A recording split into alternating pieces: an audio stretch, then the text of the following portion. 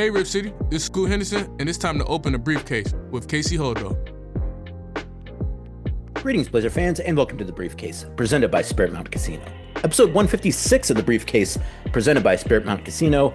I am your host, Casey Holdahl, and the Trailblazers and the rest of the NBA just 2 weeks away, actually less than 2 weeks away from the 2025 NBA Draft. Trailblazers have been having workouts at the facility in Walton. I think those are just about wrapped up as they begin to start their final preparations for the 2025 NBA Draft. We'll talk a little about that. We'll talk about the new assistants that Trailblazers have hired, both for the Trailblazers and some changes on the coaching staff of the Remix. We'll briefly discuss the Bill Walton auction, which is actually going on right this very second. And we'll discuss the NBA Finals. Casey's getting his comeuppance along with a lot of other people who picked the Oklahoma City Thunder to roll over the Indianapolis Pacers. It's been the other way on this edition of The Briefcase, presented by Spirit Mountain Casino. With the draft just less than 2 weeks away, the Trailblazers have now hosted 6 pre-draft workouts, the most recent on Tuesday, featuring Arthur Kamula, Gabe Madsen, Chinubzo Abdo, Alexis Tooney, Jemai Music, and Dylan Cardwell. None of those players are likely to get selected in the first round, as is the case with a number of the players Trailblazers that have worked out throughout the pre-draft process. I think part of that is just being prepared should they get a second-round pick. The Trailblazers don't, as of right now, have a second-round pick. They only have the 11th pick. But I'd actually almost be a little surprised they didn't end up with a second-round pick at some point in time. One, because I think that's obviously a good way to add value to your team. And two, just looking at the workouts they've had in the run-up to the pre-draft, a lot of these guys, second-round to undrafted guys, which would lead you to believe that maybe they're looking at some of those guys to take in the second round, which would mean they would have to acquire a second-round pick. Also potentially possible, they're looking at those guys for the remix, they're looking at those guys for Summer League, but either way, they have had workouts. Most teams not really announcing any of their workouts these days, so the fact that the Trailblazers, one of the few teams that is still announcing that they're having workouts, a little something there. I don't think you take a whole lot from that, but it's just nice to know that they're still going through that process. Other teams are obviously having workouts at their facilities, but not talking about it a whole lot. And Trailblazers don't talk about it a whole lot either. We don't have coaches or front office staff discuss the workouts. We only get to talk to the players, which is perfectly fine. But either way, the Trailblazers, I think, are probably about wrapping up their workouts. They might have another one sometime next week and maybe one right before the draft, but I'd be a little surprised if that were the case. So I think they're probably just about done with their public workouts. And so I think when you look at kind of the mock drafts, we had a new mock draft roundup on Trailblazers.com today. Not a whole lot of consensus really about what the Trailblazers are going to do. There's some kind of regular names, but there's really more just kind of regular names because it feels like those are kind of the guys that are expected to be available around 11. So you got BYU point guard Igor Demin. You have Arizona forward Carter Bryant, who's on a couple different mock drafts. Liam McNeely, who worked out for the Trailblazers out of UConn. Asa Newell also worked out for the Trailblazers. Their May 29th workout, by far their best workout. All those guys in their May 29th workout, I think, are at least going to get drafted, if not drafted in the first round. Trailblazers have been a team throughout the years that generally do select players that end up working out. So I could absolutely understand why people look at Asa Newell and say, like, well, they worked him out. He kind of has a profile of a player the Trailblazers generally like. Same with Liam McNeely, a guy who's a shooter who obviously the Blazers could definitely use more shooting. Jace Richardson also came in for a workout with the Trailblazers, also listed on some of the mock drafts as a potential for number 11 for the Trailblazers. So, at this point, I really do think it's kind of, it almost feels a little bit like whoever the Blazers take is really going to be a function more of who kind of falls to 11 and maybe a little bit less about like a guy that they've targeted at 11. And I think part of that is just because I think it's really hard to read the tea leaves right now about what other teams are doing from the perspective of their own drafts. There's been a fair amount of reporting that, it's been a little more quiet than usual in the run up to the pre-draft, which I would agree with. It seems like the amount of intel that's out there is less than I feel like we're generally accustomed to. Less than 2 weeks before the draft, I would absolutely say that's true as well.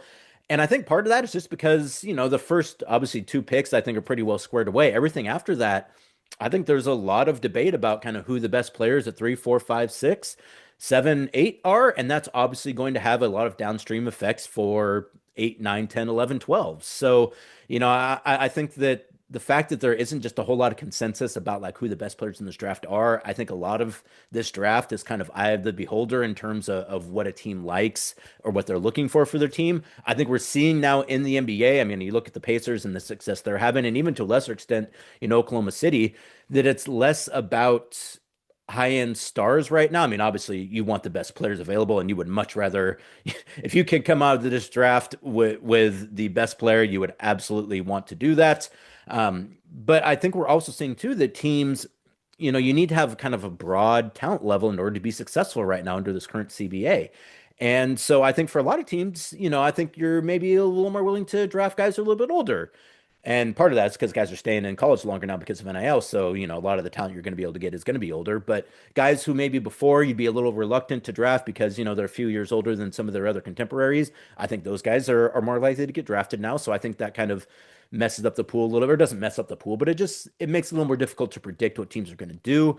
I think we're seeing more now that teams are probably looking more at specific skills that they're deficient in and need to kind of plug some holes and are maybe looking at the draft in terms of that rather than just like, well, who's the guy who we think could be the highest risk, highest reward kind of player. I think those kind of players right now are, I won't say they're out of fashion, but I just think with how difficult or more difficult it is to build a team now with a second apron, you really have to do it through kind of having again, a broad base of talent on your team.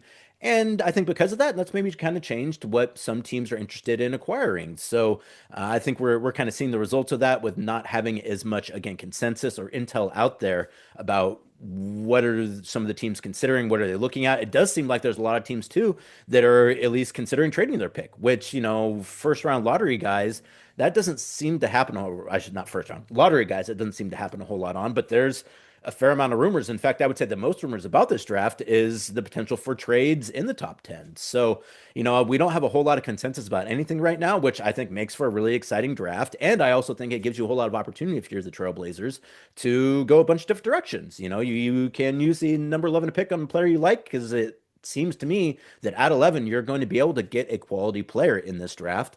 You can maybe look to trade up if there's someone you feel like can maybe kind of change your trajectory. And if the price isn't too much, which it feels like right now, if there's a lot of picks that are in play, that drives down the price for what those picks are going to go for. So maybe they try to move up. Maybe they like some guys further back in the draft and they decide to trade their pick and move down. Maybe they look to trade some veterans and with a pick to move up or get a player. Maybe they're looking to trade, pick, and a veteran to move up in the draft. So obviously those are always options in every draft, but because the way this draft is shaking out in terms of the talent level and where the NBA is at in terms of figuring out what it takes to put together a team that's going to be successful, the fact that there do seem to be a lot of teams right now that are probably looking at the landscape and saying like, hey, we feel like we can win a championship in the next year or two. Maybe we're a little more likely to make trades for veterans, including draft picks, than we would have been in previous years where it seemed like there were only 3 or 4 teams that really had a good chance. It really does seem like the NBA is wide open right now. I mean, if the Pacers end up winning this thing, which they're up 2-1, very, very good chance they do end up winning it, then I think that really sparks some interest for a lot of teams. And if the Thunder win it, I think you look at it and say like, well, that team's not so great that like we don't feel like we can contest with them. You got the Celtics who, they're going to be without Jason Tatum all year long. So that's a real huge chunk taken out of the legs of the Eastern Conference. You got the Knicks that went to the Eastern Conference Finals that don't have a coach right now. So all of that together, I just think is really kind of lining this draft up to be a pretty exciting draft, both in terms of it not necessarily having a whole lot of assumptions about who's going to get taken where after the top 2 picks, and then the option or the maybe the likelihood even of there being a lot of transactions on the day of the draft, both in terms of veteran players and players in the draft and picks in the draft. So I think it's really shaping up to be exciting, and I think when the Trailblazers are on the clock on the 25th of June, that is it's going to be worth paying attention to because I think it could go any number of directions. Well, now that the summer is here, the weather's turned nice. If you happen to find yourself heading out to the Oregon coast, consider stopping by at Spirit Mountain Casino, which features hundreds of state-of-the-art slot games, including brand new games like Phoenix Link, whether you're into traditional slots or progressive jackpots. Spirit Mountain Casino is here to elevate your game. Spirit Mountain Casino, Highway 18 in Grand Ronde, elevate your game. While most of the news about coaching has been about the New York Knicks, Trailblazers hiring three new assistant coaches, really revamping their staff going into the 2025-26 season. Nate Bjorkgren and Ronnie Burrell return and are now joined by Thiago Splitter, Patrick St. Andrews, and Quentin Crawford, all on Chauncey Billups' bench. Thiago Splitter, as you might recall, a former player, joins Trailblazers after leading Paris Basketball Club to a French Basketball Cup championship and into the EuroLeague playoffs as head coach for the 2024-25 season. Prior to taking the helm of Paris Basketball, Splitter served as an assistant coach for the Houston Rockets during the 2023-24 season and spent 5 seasons prior with Brooklyn Nets, serving as assistant coach from 2019 to 2023, or excuse me, to 2023, and as a pro scout with added responsibilities to on-court development during the 2018-19 season. So Thiago Splitter has been a mainstay of the Trailblazers, or excuse me, of the NBA assistant coaching ranks. Went over to Paris, head coach there, now back in the United States, taking a job on Chauncey Billups' bench. A really interesting hire for the Trailblazers. Really good to see them go out and try to add some talent to their staff. I know that obviously once Joe got re-upped, once Chauncey got re-upped, you assume that they were probably going to take a look at their staff and maybe make some tweaks here and there. They have done that one of those ways by adding Thiago Splitter.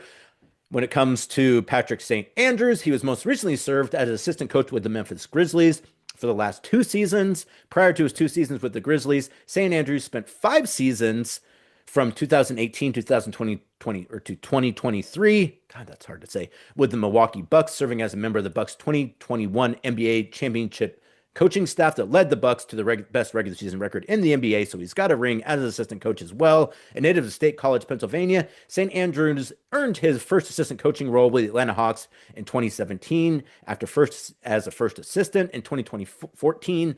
St. Andrews was promoted to Atlanta's assistant video coordinator position before being elevated to head video coordinator in 2016 and then to assistant in 2017. So St. Andrews has worked its way up from the video room to the bench on multiple teams, won a championship with the Bucks, has been with the Grizzlies for the past couple seasons. Grizzlies making a coaching change as well. Trailblazers pick up St. Andrews to add to their bench. And finally, we get to Quentin Crawford joining the Trailblazers from the G League ranks. Crawford comes to Portland after leading the Stockton Kings to the 2025 NBA G League Championship as head coach in his first season at the helm. Prior to joining the Kings, Crawford spent the 2023-24 season as an assistant coach with the Phoenix Suns, the 2022-23 season as assistant coach with the Dallas Mavericks, and 3 seasons with the Lakers from 2019 to 2022 as one of the members of their coaching staff that won the 2020 NBA championship. Before joining the Lakers, Crawford served the Orlando Magic, serving as their head video coordinator with a role as a player development coach as well in 2019 and 18, after spending the 2016 and 17 season as an assistant video coordinator. Crawford begins his professional career as an assistant video coordinator with the Kings during the 2015 season. So the Trailblazers adding a number of coaches with a lot of diverse experience. You have Thiago Splitter, who obviously played, has coached internationally, and has worked with big men a lot, if I'm not mistaken, and has had assistant coaching jobs with 3 different teams. And then St. Andrews, another guy who's worked his way up through the video room, multiple teams, winning championships. Same with Quentin Crawford as well. So the Trailblazers adding quite a bit of talent and experience to their coaching staff, guys who have come from video room, where generally that's kind of you start your coaching career, moving all the way up to being first assistants. So congratulations to all 3 of those guys. Best of luck to the other guys as well who have moved on. Another hire as well with the Remix, former assistant coach Jordan Hurskew taking over the helm at the Remix, going to be the head coach of the Remix this year. Congratulations to Jonah as well, a guy who has put in a ton of work, with the Trailblazers, has had stops all over the NBA, WNBA, all levels of basketball, now getting a shot as the head coach of the Rip City Remix. Congratulations to Jonah, and we'll see you up here on the peninsula. So a lot of changes to the coaching staff for the Trailblazers, and I think it shows kind of a level of investment as well. When you couldn't just kind of let things ride, but decide to go out and make some changes, and hopefully those changes will be of positive results. But if nothing else, you got a lot of new young coaches that are going to bring a lot of new different ideas. So I'm assuming that the team we're going to see next year on the court, we're probably going to see some tweaks here and there because you have a significant portion of the coaching staff that is new. So you assume that those three guys will bring some new ideas, some new approaches, and some new thoughts to the bench for Chauncey Billups, which should be something that improves the bench. The more diverse kind of viewpoints you have, the better off your team generally is. So, in particular, when you have guys who have had success both in the NBA and in the G League, coming to a young team like the Trailblazers, having experience working with a lot of young players, I think that's really positive as well. So we'll be interested to see how all of those assistant coaches do. As best I can tell, I know I've seen at least St. Andrews and Quentin Crawford as well. I haven't seen Tiago Splitter just yet, but he's probably here in town by now. So a lot of changes happening at the practice facility, both in terms of the coaching staff and the preparation for the NBA draft, which once again is on June 25th. Well, as I've been tweeting about all day on Thursday, the auction for a collection of Bill Walton's personal items that have been put up for auction, naturally, was happening today. And I just thought I'd run through some of those things because I thought it was interesting that one, these things were up for auction anyways, and two, just kind of, I know there was some interest in what these things might go for. So here goes. Bill Walton's Trailblazers 1977 championship ring, $160,000, which I'd be really curious to know who ended up purchasing these things because that's something that I think a lot of people are like, boy, the Blazers should own that. So I'm curious where that one ends up.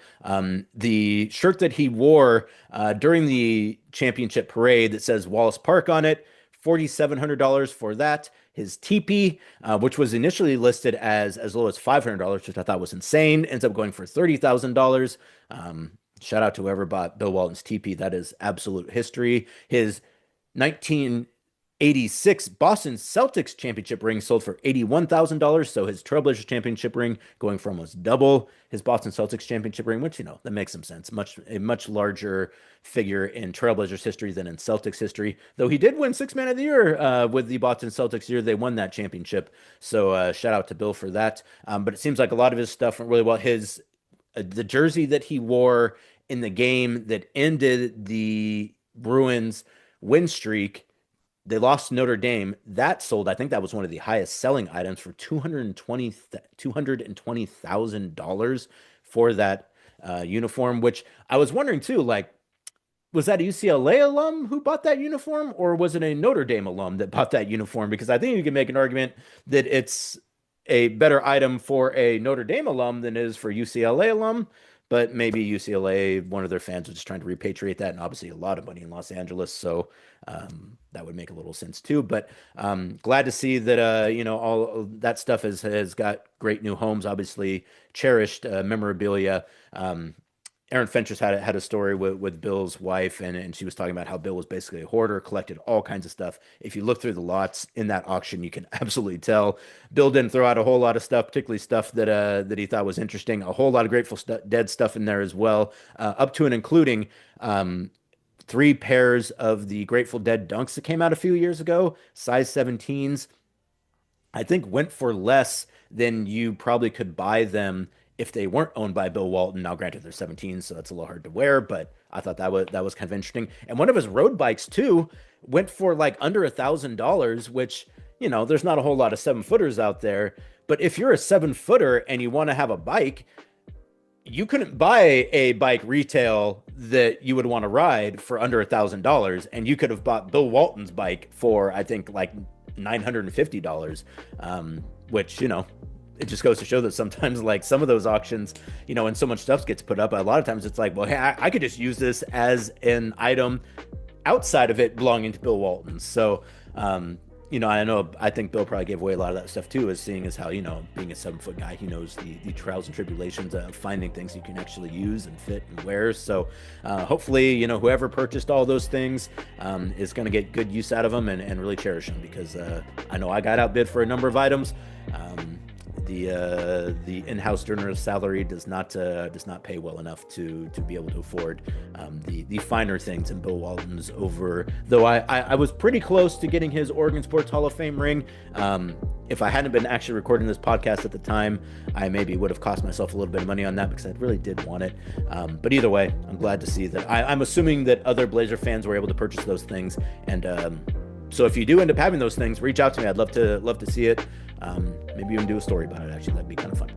And that's going to do it for this edition of The Briefcase. Thanks so much for joining me. As always, new edition next week as we get even closer to the 2025 NBA draft. Once again, the Trailblazers currently only own the 11th pick in the 2025 draft. Though, again, at this point in time, I would almost expect they will end up with a second pick at some point. But we'll see. And that's just a gut feeling, just because I feel like, it's good to add second-round picks to your team. So we'll talk later. Thanks so much for joining me. As always, thanks to our friends at Spirit Mountain Casino, as always, for the support. I'm Casey Holdahl. You have been watching The Briefcase. Go Blazers.